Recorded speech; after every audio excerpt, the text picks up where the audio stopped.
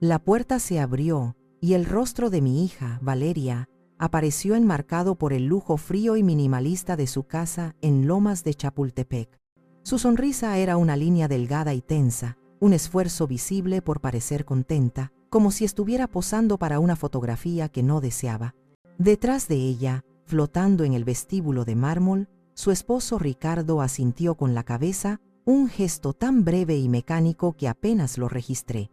El viaje en autobús de 5 horas desde mi pequeño y tranquilo pueblo, un mundo de distancia de este enclave de riqueza, se desvaneció en una ola de cansancio y una premonición helada que se instaló en el fondo de mi estómago. Conocía esa sonrisa. Era la sonrisa de los dentistas antes de aplicar la anestesia, la que usaba justo antes de darme una mala noticia envuelta en papel de seda. «Mamá, qué bueno que llegaste», dijo, su voz con un barniz de alegría artificial tan brillante y frágil como una bola de Navidad. Se hizo a un lado para dejarme pasar, y el aire acondicionado de la casa me golpeó como una bofetada helada, llevándose consigo el cálido olor a tierra mojada que traía pegado a la ropa.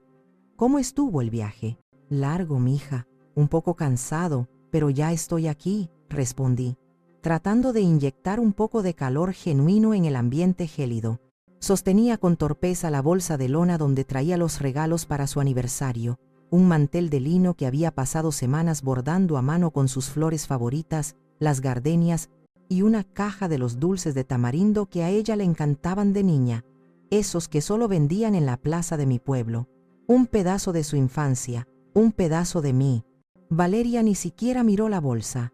Sus ojos, afilados y calculadores, ya estaban recorriendo el pasillo, planeando su siguiente movimiento, como un general en un campo de batalla social. «Qué bueno», repitió, su mente claramente en otro lugar. Luego, sin preámbulos, sin un trago de agua, sin un momento para que recuperara el aliento, soltó la bomba con la misma naturalidad con la que se pide un vaso de agua.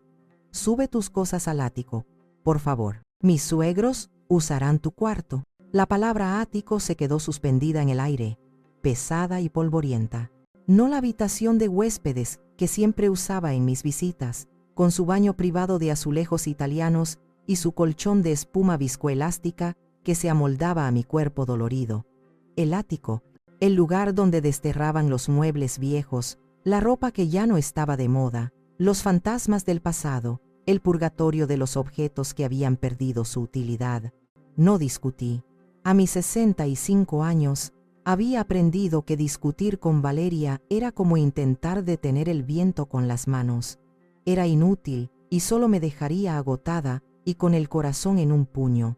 Asentí en silencio, sintiendo el peso de la bolsa de lona de repente insoportable, cada dulce de tamarindo, cada puntada del mantel, una burla a mi ingenuidad. Mientras subía las escaleras empinadas detrás de ella, cada escalón de madera pulida crujía bajo mis pies, un eco del dolor agudo en mis rodillas. La artritis, mi compañera constante, protestaba a cada paso. Valeria abrió una puerta estrecha al final del pasillo del segundo piso, revelando otra escalera, aún más empinada y oscura, que ascendía hacia la penumbra. «Con cuidado, mamá», dijo, su voz ya lejana mientras se daba la vuelta para bajar. No esperó a ver si necesitaba ayuda con la maleta. No se ofreció a llevar la bolsa de regalos. Su deber de hija anfitriona había terminado con esa frase. El ático olía a polvo, a madera vieja y a tiempo encapsulado. Una única bombilla desnuda colgaba del techo, arrojando una luz amarillenta y triste sobre un paisaje de objetos olvidados cubiertos con sábanas blancas, como una morgue de muebles. Habían improvisado una cama, un catre de metal con un colchón delgado que se combaba en el centro, arrinconada entre pilas de cajas de cartón. Una de ellas, justo al lado de mi almohada improvisada, tenía una etiqueta escrita con el marcador negro y agresivo de Ricardo, «Recuerdos inútiles». Toqué la etiqueta con la punta de los dedos. Sentí el cartón áspero bajo mi piel. «Recuerdos inútiles». Me vi a mí misma dentro de esa caja, junto a los álbumes de fotos viejos y los juguetes rotos de Mateo. Una lágrima solitaria, caliente y traicionera, se deslizó por mi mejilla y cayó sobre mi mano. Me sentí como uno de esos recuerdos.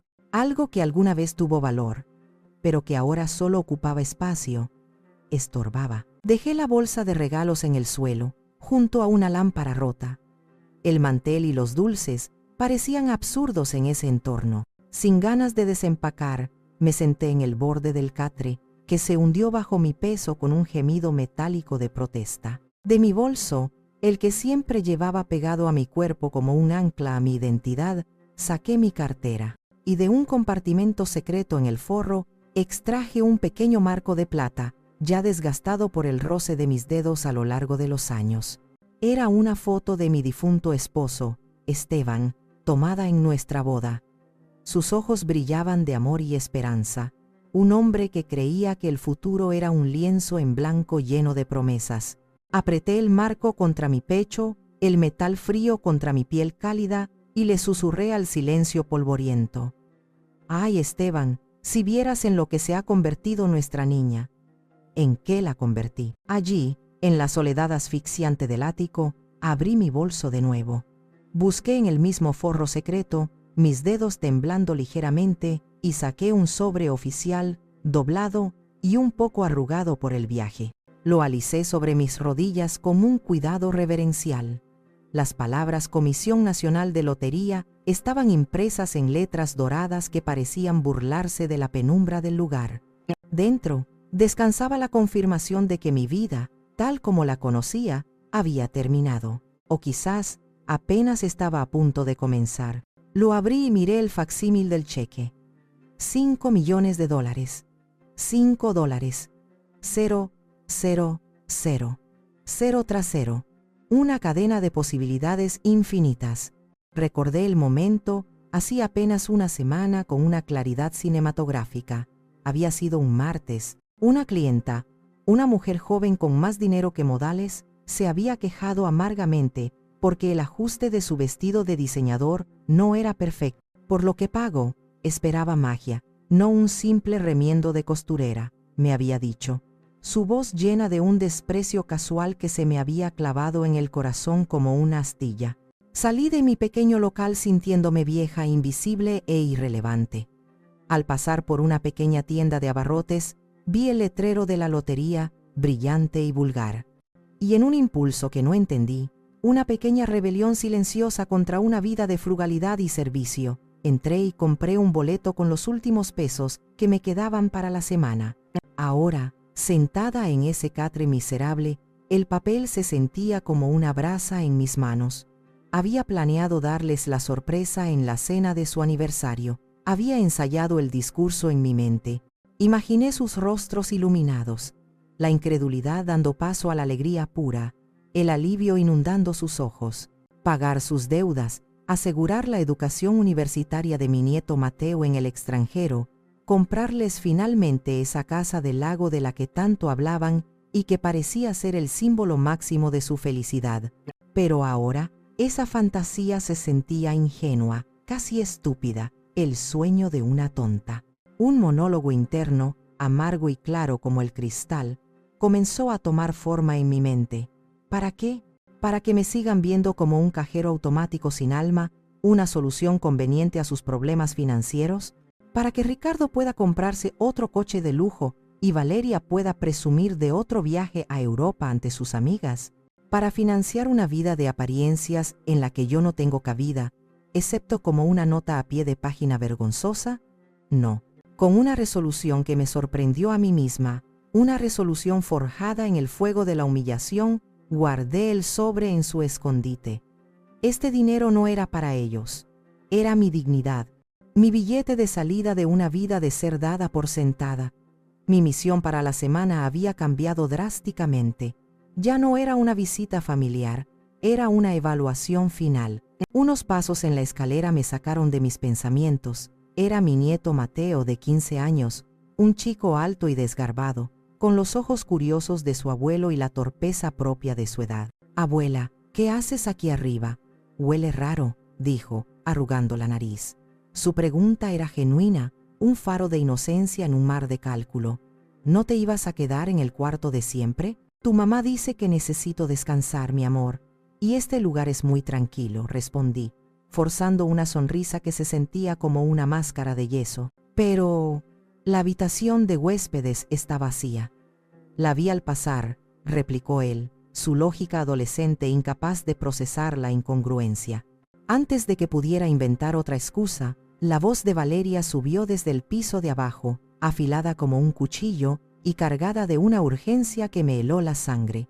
Mateo, deja a tu abuela en paz. Te dije que no la molestaras. Baja ahora mismo. El tono de Valeria no era de preocupación por mi descanso. Era de fastidio, de irritación. El tono de alguien que intenta ocultar una vergüenza, barriéndola debajo de la alfombra lo más rápido posible. Mateo me dirigió una mirada de disculpa, una chispa de comprensión en sus ojos jóvenes, y bajó corriendo las escaleras. Me quedé sola de nuevo, pero algo había cambiado fundamentalmente dentro de mí. La lágrima de autocompasión se había secado, reemplazada por un frío glacial, el frío de la claridad. El tablero de juego estaba dispuesto, y por primera vez en mi vida, yo tenía las mejores cartas.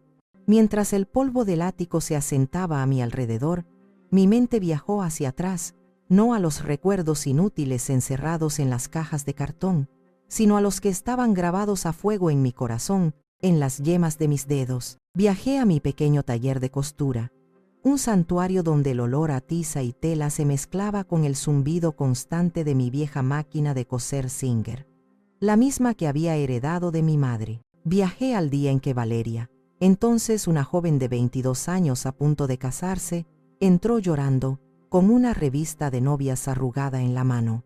«Cuesta más que nuestro coche, mamá», sollozó, su sueño de princesa desmoronándose ante sus ojos. «Nunca podré tener algo así. Todas mis amigas van a llevar vestidos de diseñador y yo pareceré pobre». La palabra pobre salió de su boca como un veneno, una ofensa personal. En ese momento vi su dolor, su inseguridad, y como siempre, su dolor se convirtió en mi misión. No le dije nada, solo la abracé y le prometí que encontraríamos una solución, que sería la novia más hermosa del mundo. Pero esa noche, cuando ella dormía, tomé una decisión que pesaría sobre mí durante años. Fui a mi joyero, un pequeño cofre de madera que guardaba mis escasos tesoros, y saqué un reloj de oro macizo. No era una joya ostentosa, pero era el único recuerdo valioso que me quedaba de mi padre, un hombre al que apenas recordé pero que mi madre me había enseñado a venerar a través de sus historias. Al día siguiente, con el corazón encogido, lo vendí en una casa de empeño del centro por una fracción de su valor real. El hombre detrás del mostrador ni siquiera lo miró 2 veces. Para él era solo metal, para mí era mi historia. Con ese dinero, que guardé en un sobre manchado, compré las telas más finas, metros de seda de Chantilly, encajes importados de Bélgica, diminutas perlas de río. Durante 2 meses, mi vida se convirtió en un ritual secreto. Mis días eran para las clientas, para los dobladillos y los ajustes que pagaban las facturas. Pero mis noches, esas horas silenciosas y mágicas entre la medianoche y el amanecer, eran para Valeria. Mis dedos, ya nudosos por la artritis incipiente, sangraron más de una vez por los pinchazos de la aguja. Me quedaba dormida sobre la tela, despertando con la marca del encaje en mi mejilla. Pero cada puntada era una declaración de amor, un sacrificio silencioso. El vestido final era una obra maestra, una réplica tan perfecta, tan imbuida de mi devoción, que ni el diseñador original habría notado la diferencia. El día que se lo probó, sus lágrimas fueron de pura alegría. «Mamá, es perfecto. Pareceré una princesa», dijo, girando frente al espejo de mi taller. Su reflejo era el de una novia radiante. Y en ese instante, cada sacrificio, cada noche sin dormir, cada gota de sangre, valió la pena. Pero la traición llegó, silenciosa y cruel, como una corriente de aire frío, en medio de la celebración de la boda. Mientras sostenía una copa de champán barato que me habían servido, me acerqué a un grupo de amigas de Valeria, mujeres jóvenes y ruidosas vestidas con colores brillantes, y la oí decir, con una risa casual y estudiada: «Es un Vera Wang. Ricardo me lo regaló, Costó una fortuna. Es increíble, ¿verdad? El mundo se detuvo. Los sonidos de la fiesta se apagaron. No fue la mentira lo que me rompió el corazón. Entendía la presión social, el deseo de encajar. Fue la omisión, la facilidad con la que borró mis noches de trabajo, el sacrificio del reloj de mi padre, mi amor cosido en cada hebra de esa tela. Me convertí en un fantasma en la historia de su felicidad. Me escondí en el baño, me ahogué los sollozos en una toalla de papel para no arruinar mi maquillaje, y luego salí con una sonrisa pegada en la cara, como siempre hacía. Nadie notó nada, nadie nunca notaba nada. Y luego mi mente saltó a otro recuerdo, más reciente, más amargo. Hace 3 años. La noche en que Ricardo llegó a mi casa, sin Valeria. Su rostro, normalmente arrogante y seguro de sí mismo, estaba descompuesto por un pánico que parecía genuino. Lloraba. Lágrimas de cocodrilo, lo supe después, pero en ese momento parecieron reales. Soledad, me dijo, usando mi nombre de pila, una táctica que solo empleaba cuando quería algo grande, algo que requería derribar el muro de formalidad. Lo he perdido todo. Hice unas malas inversiones en la bolsa, usé dinero que no teníamos. Vamos a perder la casa. Valeria no sabe la magnitud del desastre. Se va a derrumbar si se entera. No lo soportaría. Me pintó un cuadro apocalíptico de mi hija en la calle, de mi nieto sin un techo, de la vergüenza y la ruina, y yo, como siempre, caí en la trampa de mi propio amor de madre. Al día siguiente, fui al banco. La cajera, una joven llamada Laura, que me conocía de años, me miró con preocupación cuando le pedí que cerrara mi cuenta de ahorros. Doña Soledad, ¿está segura? Son los ahorros de toda su vida, para su retiro. Estoy segura, mentí, mi voz sonando extrañamente firme. Es para una inversión familiar. Le di a Ricardo cada centavo, un sobre abultado que representaba 40 años de trabajo, de privaciones, de sueños pospuestos. Él tomó el sobre lleno de efectivo. Sus ojos brillaban con un alivio que ahora entendía que era codicia. Te lo devolveré, Soledad. Con intereses. Eres nuestro ángel guardián. Nunca olvidaremos esto. Nunca más se volvió a mencionar el tema. El dinero desapareció en el abismo de su estilo de vida, en un coche nuevo para él, en unas vacaciones en Cancún para ella. Y mi inversión se convirtió en otro sacrificio silencioso, otra puntada en el tapiz de mi invisibilidad. Sentada en el ático, el presente y el pasado se fusionaron en un dolor sordo y familiar. Levanté mi teléfono, un modelo antiguo y sencillo que Valeria siempre me decía que debía cambiar, y marqué el número de mi hermana Catalina. Ella vivía en Monterrey, y nuestra relación era un torbellino de amor profundo y honestidad brutal. Bueno, respondió su voz enérgica. Cata, soy yo, Sole. Sole, ¿qué pasa? Te oigo rara. ¿Ya llegaste a casa de la princesa de Polanco? Su apodo para Valeria siempre destilaba un cariño teñido de sarcasmo. No pude contenerme. Las palabras salieron a borbotones, un torrente de humillación acumulada. Me mandó al ático, Cata. Duermo en el ático. Hubo un silencio al otro lado de la línea, un silencio tan denso que podía cortarse. Luego, un suspiro cargado de exasperación y cariño. ¿Te mandó al ático? ¡Qué poca madre! Te lo dije, Soledad. Siempre te lo he dicho. A esa niña le diste alas, y ahora vuela tan alto que ya no te ve. La criaste para que fuera una reina, y ahora tú eres la simple plebeya que estorba en su castillo. Sus palabras eran duras, pero eran la verdad. Y escuchar esa verdad, dicha en voz alta por alguien que me quería incondicionalmente, fue como un bálsamo en una herida infectada. No estaba loca, no estaba exagerando. ¿Qué vas a hacer?, preguntó Catalina, su tono ahora más suave, más preocupado. Miré el sobre de la lotería que había vuelto a guardar en mi bolso, su contorno apenas visible en la penumbra. Una sonrisa, la primera sonrisa genuina en días, una sonrisa que no era una máscara, se dibujó en mis labios. No lo sé, hermana, pero por primera vez en mucho tiempo, tengo opciones. Colgué el teléfono con una nueva determinación en los ojos. El dolor del pasado no me iba a paralizar, iba a ser mi combustible. La noche siguiente era la cena de aniversario. Valeria había insistido en que me pusiera mi mejor vestido, que era un sencillo vestido azul marino que había hecho yo misma hacía 10 años. Al bajar las escaleras, me sentí como un gorrión opaco en medio de un aviario de pavos reales. Los suegros de Valeria, Rodolfo y Beatriz eran el epítome de la arrogancia del dinero viejo. Él hablaba a gritos sobre sus acciones en la bolsa y sus viajes de golf a Escocia.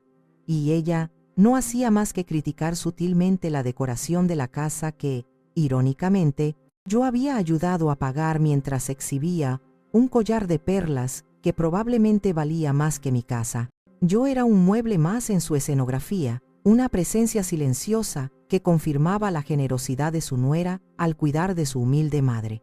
La conversación era un monólogo de sus logros y lujos. Me senté, sonreí y asentí, perfeccionando el arte de la invisibilidad. Estábamos en el postre, un tiramisú demasiado dulce, cuando Beatriz, con una sonrisa que no le llegaba a los ojos fríos, se dirigió a mí. Felicidades por la casa del lago, por cierto. Qué generosa eres, Soledad, al ayudar a los chicos con el enganche. Valeria nos contó que sin ti no sería posible. Debes estar muy orgullosa. El tenedor de pastel se detuvo a medio camino de mi boca. El sabor dulce del postre se convirtió en ceniza en mi lengua. Un silencio incómodo, espeso y pesado se apoderó de la mesa. Miré a Valeria, que se puso tan pálida como el mantel de lino. Ricardo carraspeó, un sonido ruidoso en la quietud, y se apresuró a intervenir, con su sonrisa de vendedor de coches usados. Mi suegra siempre ha sido nuestro pilar, un apoyo incondicional. Aún estamos en las primeras etapas, viendo opciones, pero sabemos que contamos con ella, dijo, tratando de convertir la mentira descarada en una verdad a medias. La humillación fue pública, aguda y deliberada. No solo planeaban pedirme el dinero, sino que ya lo daban por hecho, usándome como un trofeo de su éxito ante sus importantes suegros. Soporté el resto de la cena con una sonrisa congelada, la conversación zumbando a mi alrededor como un enjambre de avispas. Me sentí disecada, expuesta, un mero instrumento para sus ambiciones. A la mañana siguiente, me acorralaron en la cocina. Habían esperado a que los suegros se fueran a una galería de arte. Ricardo, con su falsa seriedad, se apoyó en la encimera de granito, bloqueando mi salida.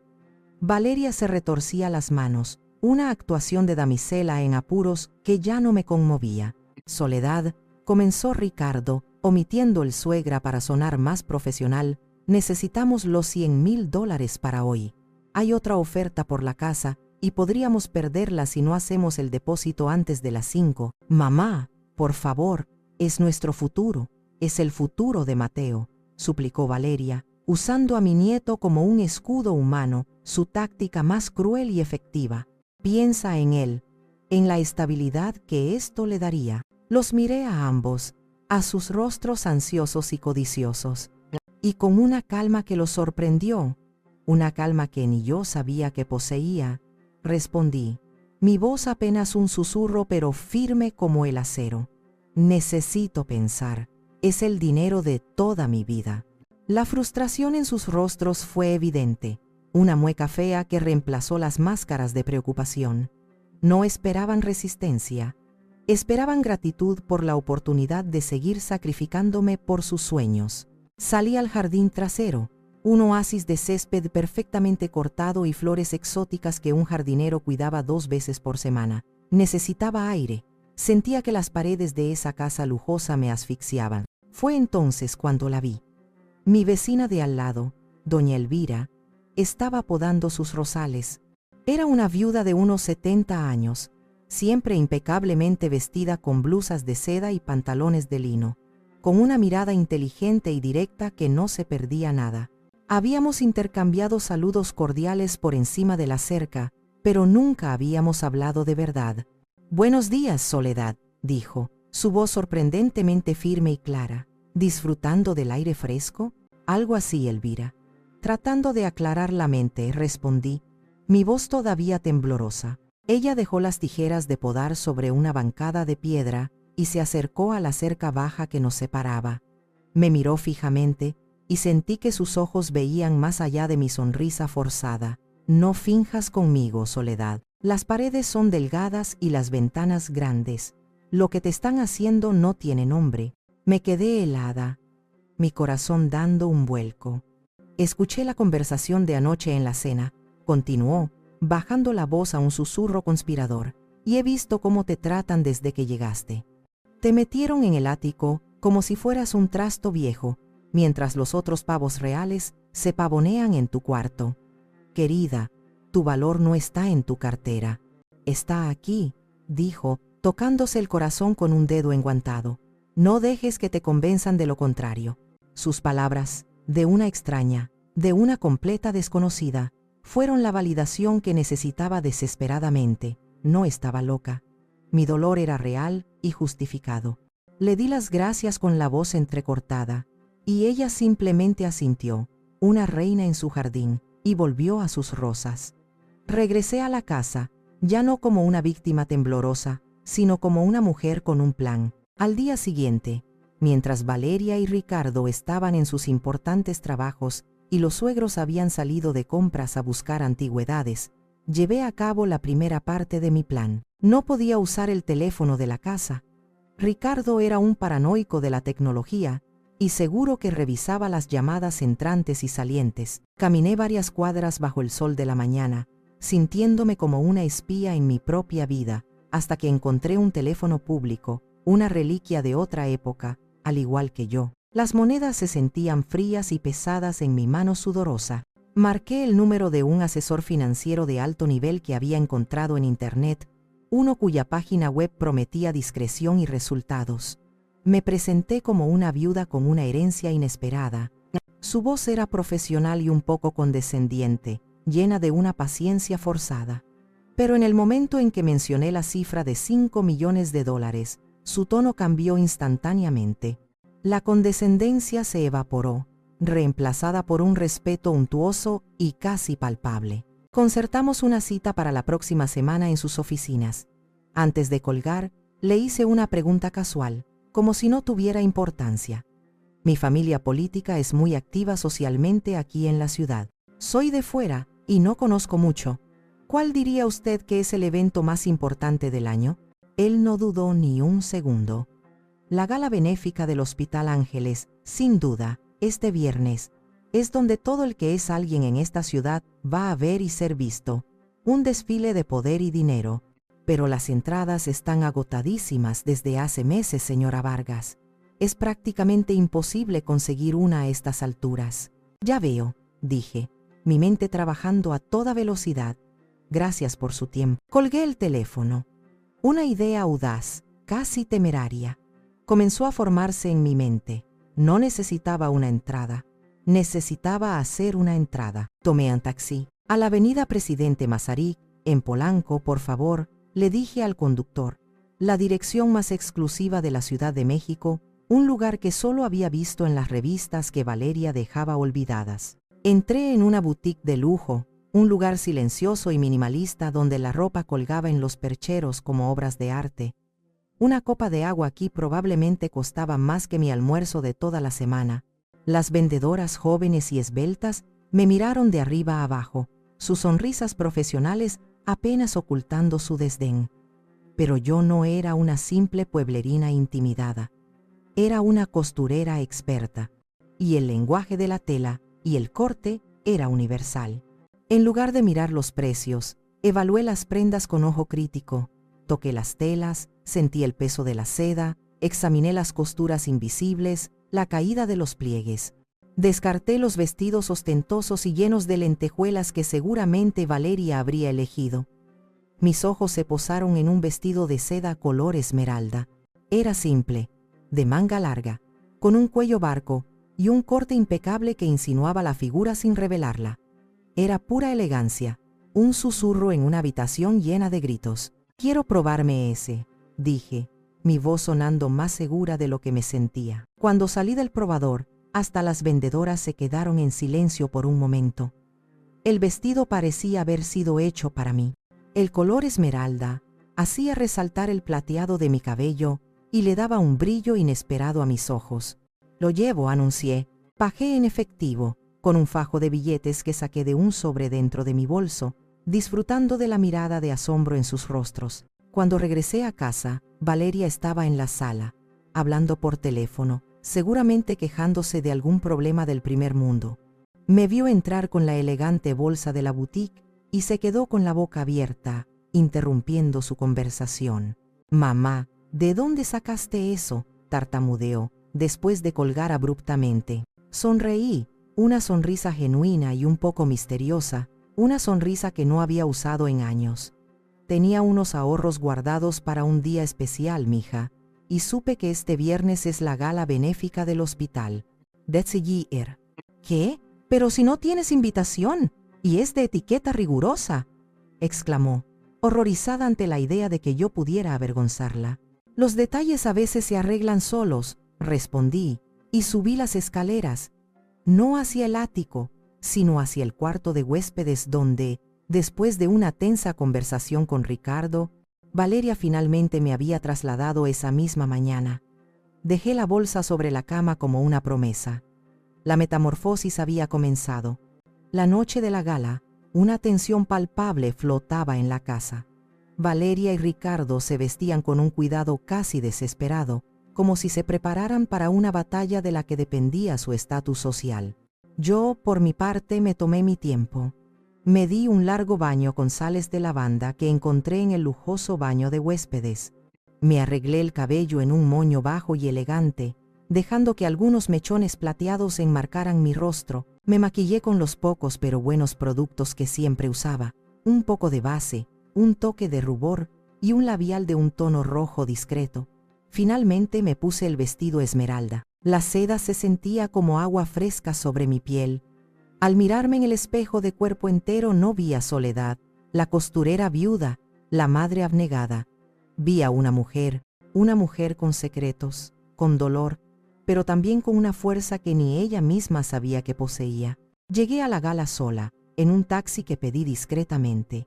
Al entrar al salón, un mar de diamantes, sedas y trajes de diseñador, todas las miradas se volvieron hacia mí, no por mi vestido, aunque era exquisito, sino por la audacia de mi presencia.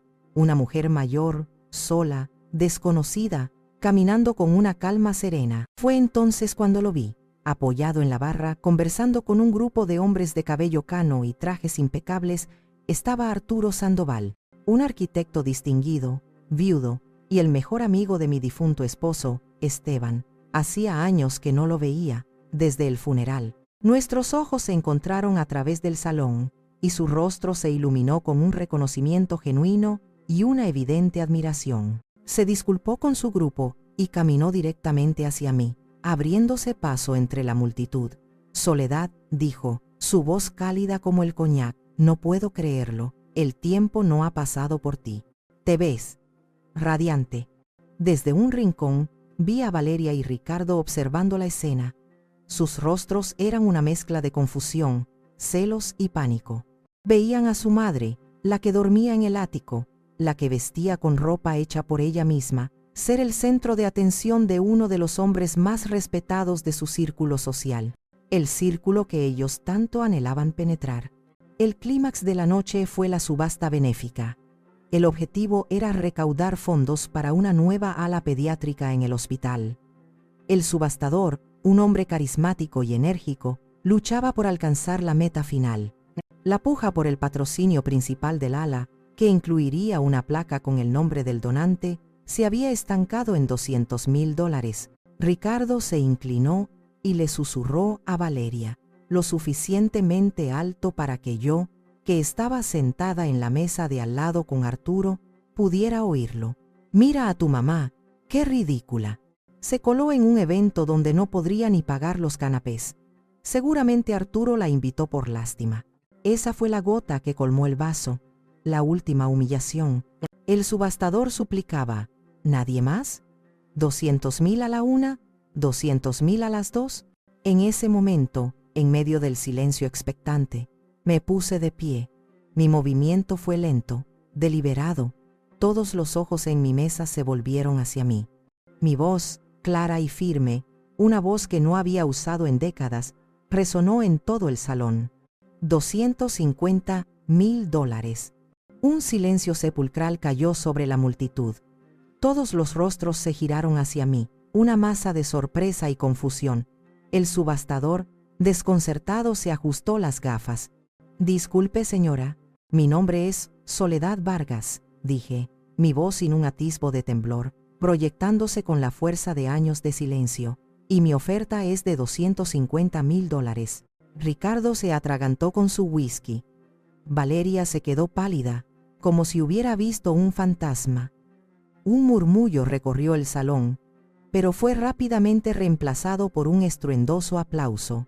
El director del hospital, un hombre al que Ricardo había estado intentando impresionar toda la noche, se levantó de su mesa y se acercó a la mía para estrechar mi mano con una gratitud efusiva. Arturo me miraba con una admiración y una curiosidad que me hicieron sonrojar. La subasta terminó, y mi donación anónima era ahora el tema de conversación de toda la gala.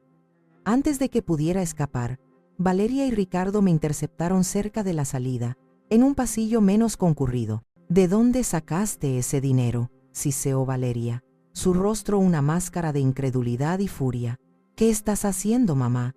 ¿Nos estás avergonzando?». Los miré, a mi hija y a su esposo, y por primera vez no sentí dolor, sino una especie de pena distante, como si mirara a dos extraños. «El universo tiene formas curiosas de recompensar una vida de trabajo, hija», dije con calma. «Pero quiero que entiendan algo. Este dinero no es para comprar casas en el lago ni para pagar sus deudas. Es para comprarme paz. Y mi paz, lamentablemente, ya no los incluye a ustedes de la misma manera». Me di la vuelta. Arturo ya estaba a mi lado, ofreciéndome su brazo como si hubiera sabido que lo necesitaría. Lo tomé sin dudar. Mientras nos alejábamos, dejando a Valeria y Ricardo completamente destrozados y humillados en público, sentí que el peso de 65 años se levantaba de mis hombros. Las semanas que siguieron fueron un torbellino. La noticia de mi generosidad en la gala se extendió por los círculos sociales de la ciudad como un reguero de pólvora. Me convertí en una especie de celebridad misteriosa, pero la historia que se contaba en privado, susurrada en los clubes de campo y en las cenas elegantes, la de cómo Valeria y Ricardo habían tratado a su madre benefactora, fue aún más devastadora para ellos. Su fachada, construida con tanto esmero sobre cimientos de apariencia y ambición, se derrumbó. Su matrimonio, que siempre había sido un negocio más que una unión de amor, no sobrevivió al golpe. La humillación pública y la pérdida del dinero que creían suyo revelaron las grietas que siempre habían estado allí. Yo, mientras tanto, florecía. Con la ayuda de Arturo, que resultó ser no solo un caballero sino también un astuto conocedor del mercado inmobiliario, compré un hermoso apartamento en la colonia Condesa. No era ostentoso, pero era elegante y lleno de luz. Tenía un pequeño balcón que daba a un parque y que rápidamente llené de geranios y lavanda. Y lo más importante, tenía una habitación extra que convertí en mi taller de costura, ya no para clientas exigentes, sino para mí, para crear por el puro placer de crear, para dejar que mis manos contaran historias en la tela. Mis verdaderas aliadas, mi hermana Catalina y mi vecina Elvira, vinieron a celebrar mi nuevo hogar. Descorchamos una botella de vino espumoso y brindamos por mi libertad. «Nunca es tarde para empezar a vivir, Sole», dijo Catalina, abrazándome con una fuerza que me sacó el aire. Y por primera vez en décadas, le creí. Pasaron varios meses. Un día, el portero de mi edificio me anunció una visita inesperada. Era Valeria. Estaba más delgada, vestida con una sencillez que no le había visto desde que era una adolescente. Ya no llevaba las marcas de diseñador que eran su armadura. No había rastro de Ricardo. Me pidió perdón. Y esta vez, sus lágrimas no eran de manipulación. Lloró con la desesperación de alguien que se ha perdido a sí misma y finalmente se da cuenta. Me pidió perdón por el ático, por el vestido de novia, por las humillaciones silenciosas, por no haberme visto de verdad. La perdoné, porque a pesar de todo, era mi hija, la niña, a la que le había cantado canciones de cuna, pero el perdón no significaba olvido. Nuestra relación comenzó a reconstruirse, pero sobre cimientos nuevos y sólidos. ya no de obligación o sacrificio, sino de un respeto mutuo que ella, finalmente, había aprendido a la fuerza. La escena final de este capítulo de mi vida no tiene lugar en un ático polvoriento ni en un salón de fiestas opulento. Tiene lugar en el Aeropuerto Internacional de la Ciudad de México. Arturo y yo estamos a punto de embarcar en un vuelo a Italia. Un viaje a Florencia y la Toscana, un sueño que siempre tuve y que había guardado en la caja de los recuerdos inútiles. Mientras espero en la sala de embarque, miro por la ventana el ir y venir de los aviones. Arturo me toma la mano y yo le sonrío. No sé si lo nuestro es amor, amistad o una hermosa compañía para el último tramo del viaje. Y no me importa etiquetarlo. Lo que importa es la sensación de paz, de ser dueña de mi propio destino. Descubrí que el mayor lujo no es el dinero que puedes gastar, sino la libertad de decidir quién merece tu tiempo, tu amor y sobre todo un lugar en tu corazón. Y ese es un tesoro